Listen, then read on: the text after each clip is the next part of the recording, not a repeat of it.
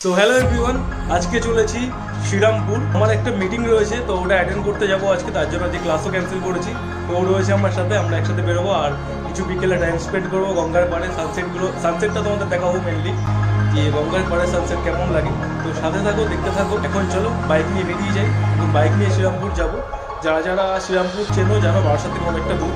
তো চলো যেতে যেতে রাস্তায় কথা হচ্ছে।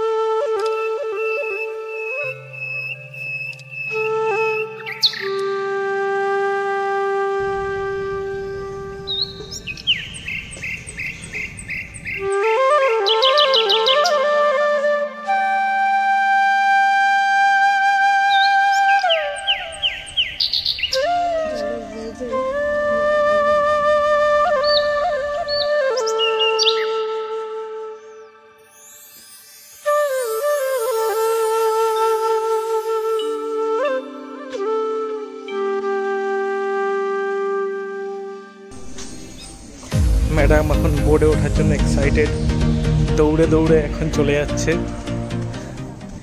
এখান থেকে ফোন পড়লে না একদম সোজা ঢুকে যাবে, ডেঞ্জারাস। এখান থেকে গাড়ি টাড়ি যদি ওঠে, ঠিক আছে, এখান থেকে বাইক টাইক ওঠে। ওইদিকে সূর্যটা কি দারুণ লাগছে দেখ। আর জোয়ার চলছে, তো এখন জোয়ার চলছে না, আগের দিন এতটা ইয়ে ছিল না। ও কিন্তু বিশাল ভয়ে ভয়েতে পা ফেলছে।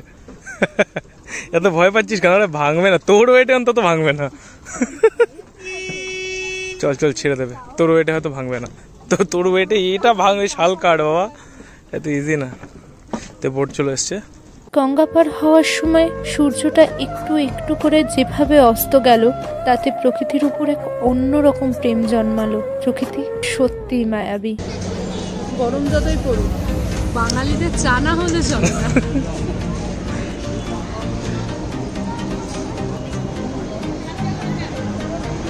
তো আজকের ভিডিওতে শুধুমাত্র এটুকুই। ভিডিওতে কোনো রকম কথা বলিনি, কারণ তোমাদেরকে প্রাকৃতিক সৌন্দর্যটা উপভোগ করানোর ছিল। তো যদি ভিডিওটা ভালো লেগে থাকে তাহলে লাইক করো, শেয়ার করো, কমেন্ট করো। আর দেখা হচ্ছে পরের ভিডিওতে। ততদিনের জন্য সুস্থ থাকো, ভালো থাকো, আর দেখতে থাকো প্রায়।